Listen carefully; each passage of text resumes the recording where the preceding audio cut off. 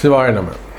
ஆதித்யாய ச சோமாய மங்களாய புதாய ச குரு சுக்ர சனிபியஸ்ச ராகவே கேதவே நமோ நமஹ. எல்லாம் வல்ல ஆதித்யாதி நவகிரகங்களையும் தையல் நாயகி அம்பா சமேத வைத்தீஸ்வர வைத்தியநாத பெருமானுடைய திருவடிகளையும் என்னுடைய உபாசனை தேவதை அன்னை வாராகி அம்பாளுடைய மலரடிகளையும் பணிந்து உலகம் முழுவதும் வாழக்கூடிய நண்பு பக்தர்களே, குரு பயிற்சி. அதுவும் இப்போ இந்த குரு பயிற்சி அது ரெண்டு விதமாக வருது. ஒன்று திருக்கணிதம், இன்னொன்று வாக்கியம். இதில் ஒன்றும் பெரிய வித்தியாசம் இல்லைங்க. ஒரு 7 நாள் ஒரு வித்தியாசம் வருது.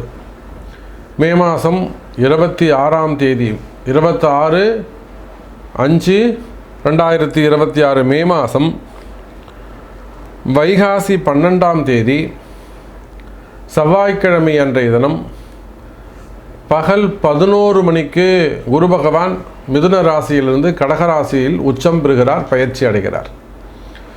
இதுதான் ஆலங்குடி குரு பயிற்சி. பாம்பு பஞ்சாங்கத்தின்படி உள்ளது. 108 கோவில் பஞ்சாங்கம் எல்லாத்துக்கும் மேலே ஆலங்குடி குரு பயிற்சி. ஒரு வாரம் கழித்து ஜூன் மாதம் ஃபஸ்ட் வீக்கில் திருக்கணித குரு பயிற்சியும் நடந்துருது. அப்போ ரொம்ப பெரிய டிஃப்ரெண்ட் வித்தியாசம்லாம் திருக்கணிதம் வாக்கியம் இது ரெண்டுத்துக்கும் பெருசாக ஒன்றும் வித்தியாசம் கிடையாது. அப்போ எப்படி பார்த்தாலும் குரு பயிற்சி. ஆதித்யாதி நவகிரகங்களில் முழு சுபத்துவமான கிரகம், ஒரு மனிதனையும் வாழ வைக்கக்கூடிய ஒரு கிரகம். ஒருவருடைய ஜாதகத்தில் 8 கிரகம் பகை கிரகமாக இருந்து குரு மட்டும் சுபராக மாறுவாரே, ஆனால் எல்லா பகை கிரகத்தையும் இவர் நல்லவராக மாற்றிடுவார். தீயவர்களையும் நல்லவராக மாற்றக்கூடிய ஒரு உயர்ந்த குணம் யாருக்குன்னா குரு. அதனால தான் அவருக்கு குருன்னு பேர் வச்சாங்க. அப்பேற்பட்ட சுபத்துவமான இயற்கை சுபரான குரு பகவான் உச்சம் பெறுகின்ற ஒரு குரு பயிற்சி. 12 வருஷத்துக்கு பிறகு குரு பகவான் உச்சம் பெறுகிறார். அப்போ இதுக்கு முன்னாடி இப்போ 2026 குரு பகவான் 2014 உச்சம் பெற்றிருப்பார். யாரெல்லாம் 2014 குழந்தை பிறந்ததோ அவங்களுக்கெல்லாம் உச்சம் பெற்ற குரு பகவான். அதே போல் 12 வருஷத்துக்கு பிறகு இப்போ தான் குரு பகவான் உச்சம் பெறுகிறார். அதுவும் ரொம்ப முக்கியமான தருணம். ஏன்னா நாட்டுடைய சூழ்நிலை, கிரக அமைப்புகள் சரியில்லை. சனி பகவான், சனியும் ராகுவும் சேர்ந்து கலகத்தை உண்டு பண்ணி நிறைய வார் நடந்துக்கிட்டே இருக்குது, போர் நடந்துக்கிட்டே இருக்குது. நீங்கள் வேணால் எழுதி வச்சுக்கோங்க. நான் இன்றைக்கி அனௌன்ஸ் பண்ணுறேன். இன்றைக்கி தேதி என்னங்க? ஏப்ரல் மாதம் 6ஆம் தேதி பதிவு பண்ணுறேன். குரு பகவான் பயிற்சி அடைவதற்கு 10 நாளுக்கு முன்பாகவே போர் முடிவுக்கு வந்துவிடும். இதுவரையிலும் யாரும் பதிவே போடலை. நான் முன்கூட்டியே அனௌன்ஸ் பண்ணுறேன். இந்த ஈரான் போராகட்டும், இஸ்ரேல் போராகட்டும், அமெரிக்காவாகட்டும் கட்டுக்குள் வந்துவிடும். குரு பகவான் வந்துட்டார்னா சமாதானம் ஆகிடும். அப்போ அது போன்ற உலக நிகழ்வுகள் எல்லாமே மாற்றங்கள், அமைதி நிலவும். இதை போல் உலகத்துக்கே அப்படி அமைதி நிலவும் போது, சண்டை சச்சரவுகள் விலகும்போது, உங்களுடைய வாழ்க்கையிலும் என்னுடைய வாழ்க்கையிலும் பிரகாசமான எதிர்காலம் காத்திருக்கிறது. பல மாற்றங்கள் நிகழப்போது, நன்மைகள் நடக்கப்போது, பாசிட்டிவான நிறைய விஷயங்கள். வெற்றி வாகை சூடக்கூடிய அற்புதமான நேரம். அதிர்ஷ்டம் வீடு தேடி வந்து சேரும். ஒரு சிலருக்கெல்லாம் அதிர்ஷ்டம் வீடு தேடி வந்து சேரும்.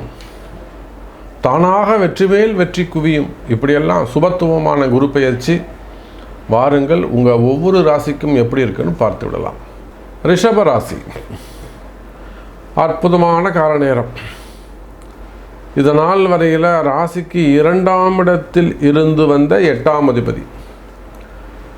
இப்போது நம்ம இப்படி கூட சொல்லலாம், ரிஷபராசிக்கு 2ஆம் இடத்துல குரு இருந்தார், தனஸ்தானத்தில் இருந்தார், அதனால் கேட்ட இடத்துலலாம் பணம் கிடச்சிருக்கும்.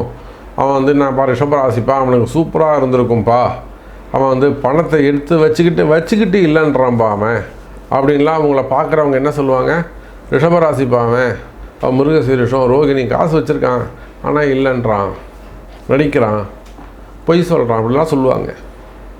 ஆனால் உண்மையிலேயே ரிஷபராசி அன்பர்களுக்கு அப்படி இருக்காங்கன்னா நிச்சயமாக கிடையாதுங்க. ஏன் அப்படின்னா தனஸ்தானத்தில் தானே குரு இருந்தார்.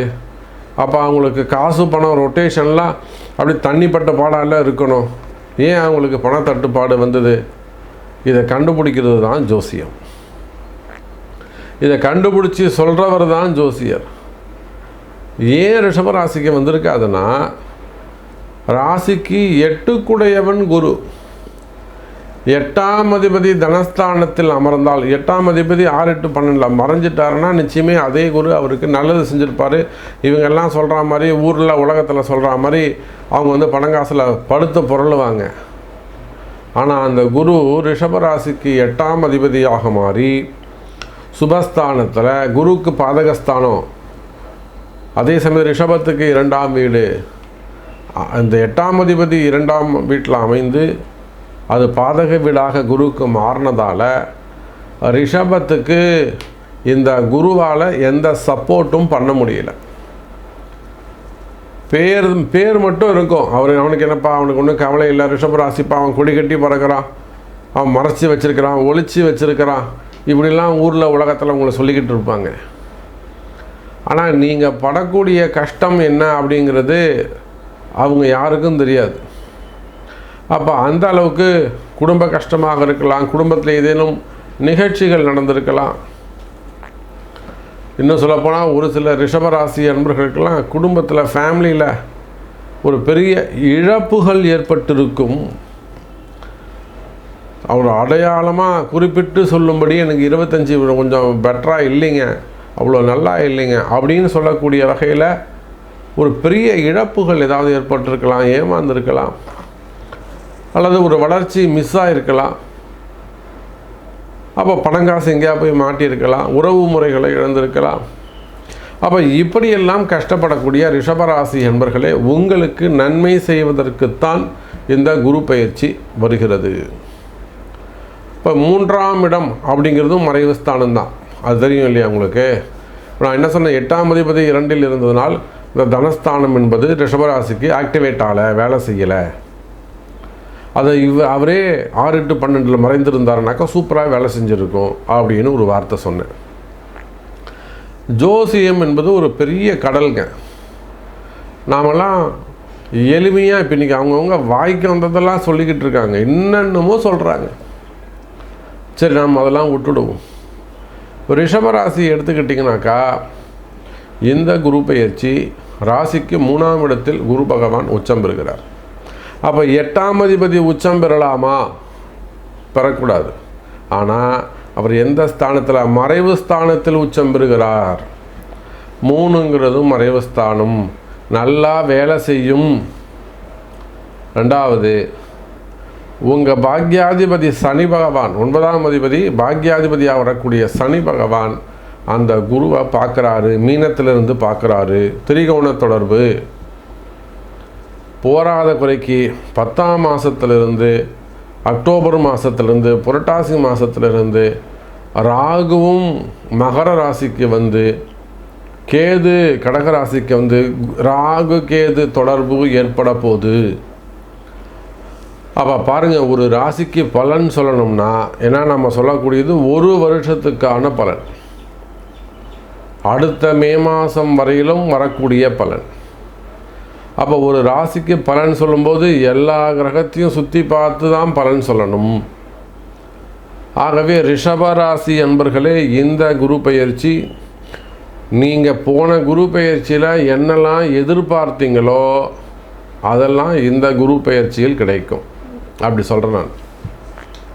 குடும்பத்தில் ஒற்றுமை, இழந்தவற்றையெல்லாம் மீண்டும் பெறக்கூடிய ஒரு நன்மை, அது பணமாக இருக்கலாம், மனமாக இருக்கலாம், நிம்மதியாக இருக்கலாம், ஆரோக்கியமாக இருக்கலாம், உயிராக இருக்கலாம், உடலாக இருக்கலாம், சொத்தாக இருக்கலாம், வண்டி வாகனங்களாக இருக்கலாம், பதவிகளாக இருக்கலாம், பேர் புகழாக இருக்கலாம், ஆரோக்கியமாக இருக்கலாம். இழந்ததை மீண்டும் பெறக்கூடிய வாய்ப்பு. எனக்கு திரும்ப நான் ஒரு 5 கோடி ரூபாய் விட்டுட்டேன் சாமி மார்க்கெட்டில், நான் ஒரு 50 லட்ச ரூபா விட்டுட்டேன், இல்லை நான் ஒரு 5 லட்சம் கோடி விட்டுட்டேன். சும்மா வாயால் தானே சொல்ல போகிறோம், நமக்கு என்ன இருக்கவா போகுது. அவங்கவுங்க எவ்வளவோ சொல்கிறாங்க, நாம் ஒரு சும்மா வாயால் சொல்லுவோமே, ஒரு 5 லட்சம் கோடி இறந்துட்டேன் சாமி, மனசுக்கு சந்தோஷமாக இருக்குன்னு சொல்லும் போதே அப்போ அந்த மாதிரி இழந்தவற்றையெல்லாம் மீண்டும் பெறக்கூடிய ஒரு பயிற்சியாக இந்த குரு பயிற்சி அமைகிறது. யாருக்கு? நம்முடைய ரிஷபராசிக்கு மட்டும். எல்லாருக்கும் இது பொருந்தாது. அப்போ உலகம் முழுவதும் வாழக்கூடிய ரிஷபராசினியர்களை நீங்கள் என்னெல்லாம் எதிர்பார்க்குறீங்க? உங்கள் மனசில் என்ன எக்ஸ்பெக்டேஷன்ஸ் இருக்குது? நீங்கள் என்னெல்லாம் எதிர்பார்க்குறீங்களோ அதற்குரிய வழிபாடுகள் பரிகாரங்கள் அறிந்து செய்வீர்களேயானால் பரிகாரம் ஜெயிக்கும். இவ்வளோதான் உங்கள் ஜாதகம். அப்போ எனக்கு தெரிஞ்சு ஒரு 70% 80% வரை, ஒரு 80% கூட நான் கொடுப்பேன். 70 to 80% இந்த குரு பயிற்சியால் நல்ல ஜெயிக்கக்கூடிய ஒரு ராசியாக நம்முடைய ரிஷபராசி அன்பர்கள் இருக்கிறார்கள். வெற்றி நிச்சயம் ரிஷபராசி அன்பர்களே.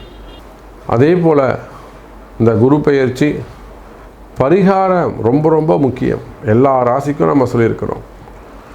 நீங்கள் பசங்களுடைய படிப்பாக இருக்கலாம், பசங்க நல்லபடியாக படிக்கணும், அல்லது இந்த யூனிவர்சிட்டியில் இடம் கிடைக்கணும், ஹையர் ஸ்டடீஸ் படிக்கணும், இல்லை நல்ல வேலை கிடைக்கணும், கவர்மெண்ட் ஜாப் கிடைக்கணும், அல்லது அந்த நீட்டு போன்ற பரீட்சைகளில் படிக்கிறாங்க சாமி பசங்க, அவங்களுக்கு அந்த சீட்டு கிடைக்கணும். நீட்டு, ஜேஇஇ, ஐஐடி அது போன்ற எக்ஸாமில் இருக்காங்க, அவங்களுக்கு பசங்க நல்ல படிப்பு சம்மந்தப்பட்டது, பிள்ளைகளுக்காக, மருத்துவ படிப்புகளுக்காக, வேலை வாய்ப்புகளுக்காக, கல்யாணத்துக்காக, இல்லை கல்யாணம் ஆகிடுச்சு குழந்தை பாக்கியத்துக்காக, இல்லை தொழில் அமைப்பு, மெயினாக பிஸ்னஸ்.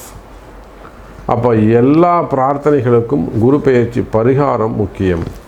இந்த குரு பயிற்சிக்கு நாம் பரிகார யாகம் செய்கிறோம். 26ஆம் தேதி குரு பயிற்சி பரிகார ஹோமம் நடைபெறுகிறது. ஸோ உங்களுடைய பிரார்த்தனை நிறைவேற வேண்டும் என்று சொன்னால் கம்பெனிக்காகவாக இருக்கலாம், ஸ்தாபனமாக இருக்கலாம், நிறுவனமாக இருக்கலாம், குடும்பமாக இருக்கலாம், மேபி உங்கள் வாழ்க்கையில் வெற்றி பெற இந்த குரு பயிற்சி யாகத்தில் நீங்களும் பங்கு பெற வேண்டும் என்று சொன்னால் நீங்கள் வேர்ல்டு வைடு எங்கே இருந்தாலும் சரி தான், கீழே தெரியக்கூடாத நம்பருக்கு கால் பண்ணி உங்கள் பேரை பதிவு செஞ்சுக்கோங்க. நல்லதே நடக்கட்டும். இந்த குரு பயிற்சி சூப்பராக அமையட்டும். உங்களுக்கு வாழ்த்துக்கள். ஜெய் வராகி, ஜெய் வராகி.